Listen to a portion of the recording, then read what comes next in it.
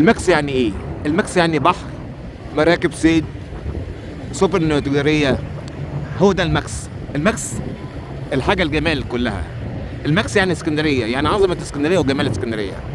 احبك يا ماكس، احبك يا اسكندريه. والماكس واسكندريه وبحر اسكندريه اللي هم ايه؟ هم الاتحاد، والاتحاد سيد البلد. العب يا اخضر.